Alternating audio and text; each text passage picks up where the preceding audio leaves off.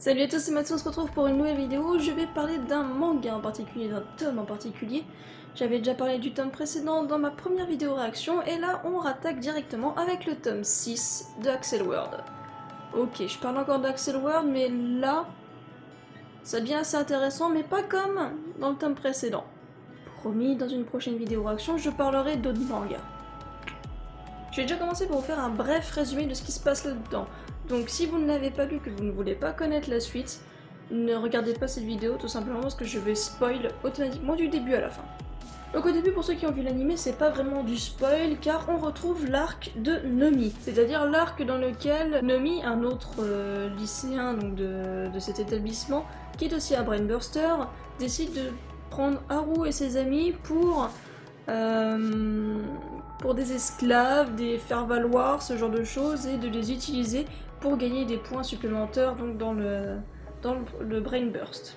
Si vous vous rappelez bien, c'est l'arc pendant lequel Kuroyuki Hime va en voyage scolaire et donc ne peut pas aider Haru, et Haru décide de ne pas faire part donc de ses problèmes à la chère princesse.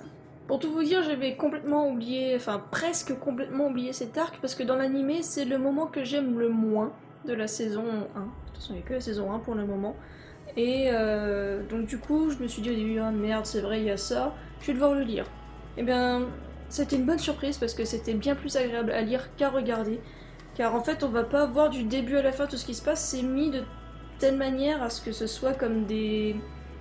C'est un peu comme... C'est un flashback en fait, tout simplement. On voit donc Neige Noire qui rentre de son voyage scolaire, qui va directement voir Haru et qui lui dit « Allez, raconte-moi tout ce qui s'est passé ». Et donc du coup, il nous raconte ça, donc des fois il y a des moments où on voit de l'action, après ce sera juste de la narration, donc toujours imagé hein, bien sûr. Donc c'est bien mieux tourné pour un arc qui est assez lent, long et un peu pompeux. Car tout ce qu'il faut retenir, c'est qu'à la fin, donc Neige Noire intervient pendant le combat de Haru et... j'ai oublié son nom. Takumu, qui essaye donc de battre Nomi, qui avait pris donc leur ami en otage. Et donc du coup, Neige Noire intervient, il les aide, il y a Shiori qui se rebelle contre son maître, on va dire, et donc ils le battent, et en fait il se retrouve à 0 point, ce qui fait qu'il est obligé de... Enfin que l'installation Brain Burst se désinstalle automatiquement. Ce qui est intéressant en fait, c'est surtout de voir que le lendemain ou les jours après, Haru va voir Nomi au lycée, et Nomi ne se souvient pas du tout de lui. Ah, on a déjà joué à un jeu vidéo ensemble? Ah mais j'ai pas trop le temps de jouer en ce moment parce que je dois me concentrer sur mes études. Il ne se souvient plus du tout de lui. Et en fait c'est ça qui va déclencher donc une autre dimension de Brain Burst, c'est que d'accord, quand on perd, on peut plus accélérer, on peut plus donc accéder au Brain Burst, on perd le jeu, tous les avantages qui sont liés, mais aussi on perd la mémoire de tout ce qui était en référence à ce jeu. Et également donc le fait qu'on ait rencontré des personnes grâce à ce jeu. Dans ce tome, on voit également donc que l'apprentissage de Haru avec Riker, donc celle qui est en fauteuil roulant, donc là on la voit vite fait sur la couverture, et c'est Riker qui va apprendre donc à Haru le système d'incarnation. Donc je vous avoue, j'ai toujours pas trop compris le principe. Grosso modo, ce serait pouvoir faire des choses sans faire le mouvement, juste en le voulant, parce que c'est grâce aux capacités donc neurales qu'on arriverait à débloquer des compétences. Ou des capacités plutôt. Donc on voit ça, donc ça c'est plutôt intéressant, mais ça se rejoint à l'arc de Nomi, donc pour moi c'était pas non plus la meilleure partie. Mais donc Riker donc, se réconcilie aussi avec Kuroyuki Hime, et donc Riker rejoint la Nega Nebulus, c'est-à-dire la Ligue du Roi Noir. Tout ça, ça ne représente que cette partie-là du tome, c'est-à-dire qu'il y a encore 2/3 du tome où il se passe quelque chose. Eh bien figurez-vous que c'est la suite de l'histoire, c'est-à-dire que si vous avez vu l'anime, vous savez que ça s'est arrêté, que c'est toujours pas terminé.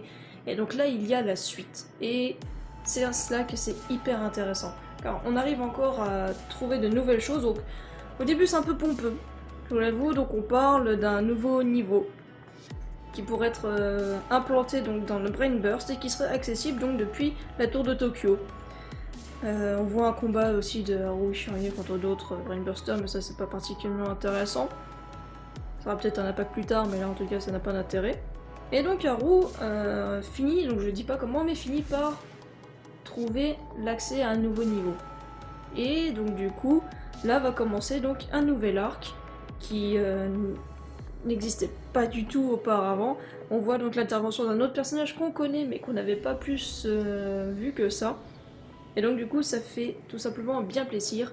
Et la petite chose aussi qu'on voit juste à la fin, c'est un rappel de Chrome Disaster. Donc vous savez, c'est espèce de virus ou de programme qui va s'implanter sur un personnage Brainburster, enfin sur un Brainburster, et qui va le rendre complètement fou. Il y a eu un arc sur ça. Et là on a un petit rappel, on voit Haru qui entend une voix, qui essaie d'empirer ses pensées tout simplement.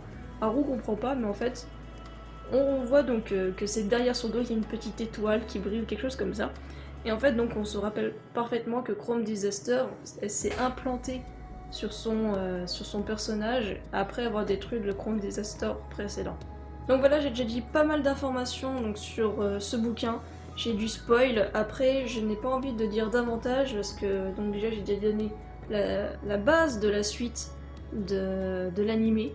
Donc je pense que si certains ne veulent pas tout simplement connaître la suite tout de suite pour avoir l'anime et tout, je vais pas donner trop d'informations.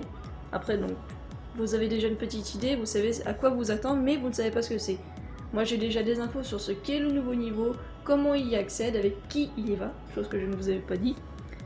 Et donc déjà ça donne beaucoup plus d'informations. Après donc on est encore en suspens. Mais après, si vous voulez en discuter dans les commentaires avec moi, n'hésitez pas, c'est avec plaisir que je vous répondrai. Si vous l'avez déjà lu, pareil, j'attends vos réactions. Petite chose supplémentaire et que je trouve relativement inutile, le dessinateur donc, de ce manga, c'est-à-dire... je crois que c'est... Je sais plus si c'est Imma, ou bien si c'est le character design, ou si c'est l'autre. Non, c'est le dessinateur principal, on va dire. Donc c'est Hiroyuki Aigamo. Toujours du mal à le dire. Donc il a fait, pour le magazine de prépublication, il a fait 2 chapitres supplémentaires dans lesquels en fait on retrouve Kuryuki et Haru, mais également d'autres personnages donc des mangas qui ont été prépubliés dans leur magazine. Donc le magazine, je l'avais dit à l'époque, c'est... Alors vu que j'ai pas internet, ça va, je me suis rappelé qu'à la fin il y avait un texte du dessinateur et qui disait donc... il s'agit d'une collaboration des personnages principaux des 13 romans de la collection Deigenki Bunko. Donc ça c'est le nom du magazine qui prépublie toutes ces œuvres. Donc du coup dedans, donc je vous avoue je ne les connais pas tous. J'ai reconnu Axel Word, il y a les personnages de Sword Art Online, il y a ceux de Strike the Blood, il y a ceux de The Regular at Magic High School. Et voilà, je les connais pas tous, et puis en plus je pense que certains je pourrais les reconnaître, mais comme c'est fait par le dessinateur là, le design n'est pas tout à fait le même. Du coup ça c'est bonus, c'est juste des petits chapitres qui se lisent rapidement. Moi je les lis vraiment en diagonale parce que je trouvais ça pas intéressant, pas du tout. Mais du coup c'est 2 chapitres de remerciements. Et je pense aussi que c'est dans l'intérêt de tous parce que là il y a un personnage par exemple qui a une allure assez sympa et du coup il y a le nom du manga dans lequel il est tiré qui est écrit juste au-dessus de son nom. Donc du coup on peut facilement retrouver, ça fait un petit peu de pub. Au moins c'est pas juste à la fin comme on a d'habitude, c'est-à-dire 5 pages où on a de la même collection, tel manga, tel manga, tel manga. Là au moins c'est un peu travaillé, on découvre déjà un peu les personnages dans leur entièreté, leurs noms, etc. Donc ça change un petit peu. Et puis tout ça avec une toute petite histoire mignonne. Enfin bref, ça c'est le bonus qui pour moi ne sert pas à grand chose, mais voilà, ça fait toujours plaisir de l'avoir. Voilà, c'est tout pour cette vidéo en réaction au tome 6 d'Axel World. Moi ça a toujours été un plaisir de le lire, ça fait aussi, je suis bien contente de connaître la suite, et c'est un plaisir aussi de vous partager mon avis. N'hésitez pas à faire de même dans les commentaires, c'est avec plaisir que je vous répondrai comme je l'ai dit précédemment. J'espère bientôt vous donner mon avis sur un autre manga, ou bien peut-être que je ferai plusieurs mangas en groupé, avec par exemple mes lectures, ce genre de choses. J'hésite encore sur le format, on verra bien. Et donc du coup, c'est prévu que je parle d'autres mangas. Là, c'est parce que Axel World, j'avais déjà fait une vidéo dessus, donc là, je me suis dit, pour ceux qui aiment Axel World et qui ne voulaient pas acheter les mangas, je me suis dit, si vous voulez commencer à acheter et que vous connaissez déjà toute l'histoire de base, achetez directement tome 6. Voilà, c'est une façon de faire des économies, on va dire. Donc voilà, c'est tout pour cette vidéo, je vous remercie d'avoir regardé. Si vous l'avez aimé, n'hésitez pas à mettre un pouce bleu. Je vous remercie de l'avoir regardé, on se retrouve très vite pour une prochaine vidéo. Salut!